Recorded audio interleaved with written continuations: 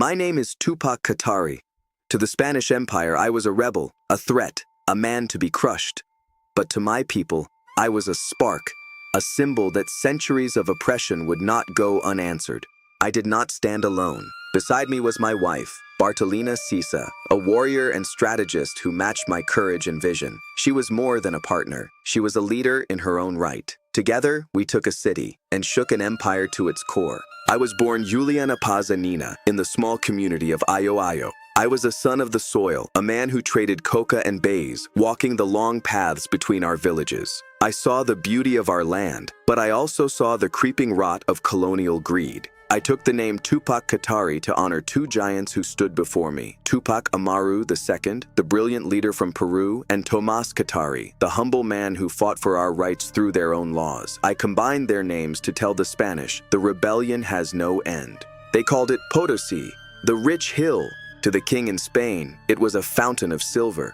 To us, it was the mountain that eats men. For generations, our men were dragged into its depths, forced into the mita, the labor of death. In the suffocating darkness, we breathed the dust of our own destruction. Many never returned. Those who did were broken men, shadows of who they once were. The Spanish built their churches and palaces on a foundation of our bones. And the taxes, they never ended.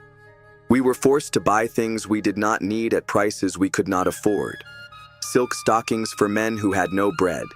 Spanish wine for families who were thirsty for justice.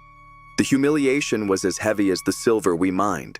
Bartolina saw this suffering every day as we traveled. She heard the cries of the widows. She saw the light fading from the eyes of our children. She was the one who said, "Julian, we can no longer live on our knees. It is better to die standing in the sun."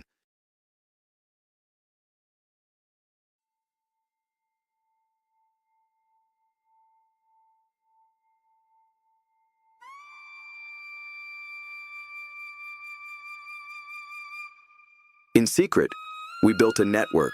Across the Altiplano, the word went out.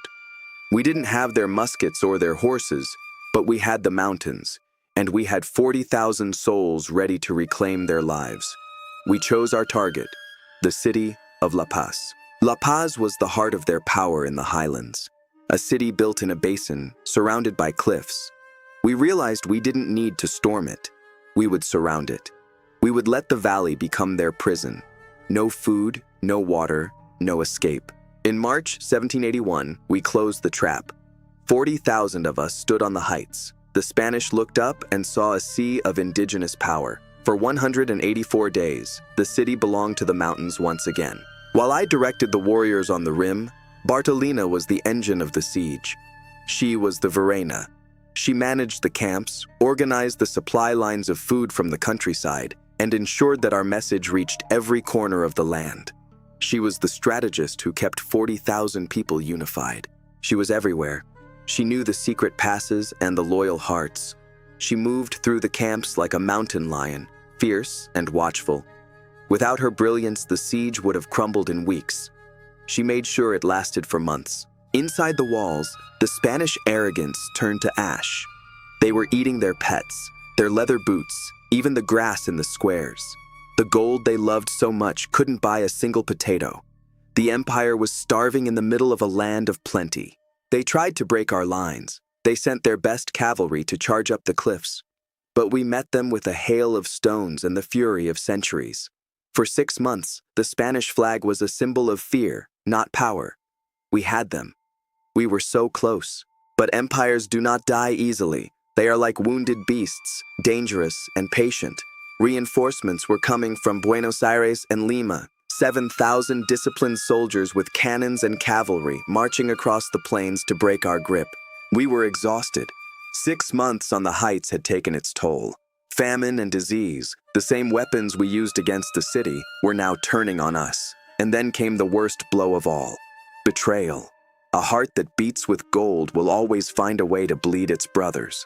They captured Bartolina first. They led her into a trap while she was coordinating supplies. They thought that by taking the heart of the rebellion, the body would die. I fought to free her, but the Spanish were too many. Soon, I too was in their chains. They put us on trial for treason. How can a man be a traitor to a king he never chose? They wanted us to beg. They wanted to see the famous rebels weeping at their feet. But we only looked at them with the same silence as the peaks of Illimani. They sentenced me to be quartered, torn apart by 4 horses. They wanted a death so brutal it would kill the very idea of resistance. But as they tied the ropes to my limbs, I felt no fear. I felt the thousands of spirits who were already rising. I looked at the sky and shouted the words that have outlived their empire. I die, but I will return tomorrow as thousands upon thousands. They thought they were ending a rebellion. They were only beginning a legend. Bartolina was kept alive for another year. They humiliated her, paraded her through the streets, and finally executed her with the same cruelty. They tried to erase her name from every document to pretend a woman never led an army. But the mountains remember. The Spanish flags are gone. Their empire is a memory. But we are still here. Túpac Katari and Bartolina Sisa are not just ghosts of the past. We are the pulse of Bolivia today. In every protest, in every indigenous voice, we have returned. We returned as the thousands I promised. We returned in the laws that protect our land, in the schools that teach our language, and in the pride of our people. The siege of La Paz didn't fail in 1781. It just took a long time to finish. History is written by the victors, but it is lived by the people. They tried to bury our story, but we were the seeds. If you want to see the world through the eyes of those they tried to erase, you must look beyond their monuments. Our stories are the true receipts of the past. Bartolina Sisa's name is now a battle cry for indigenous women across the world. Her legacy is the proof that courage has no gender, and that a wife, a mother, and a strategist can shake the foundations of an empire. Her story is our strength. Join us on What About the Others as we continue to shine a light on the heroes, the warriors, and the visionaries that history almost erased. Every name we remember is a victory against the silence. Click below to expand the map of history with us.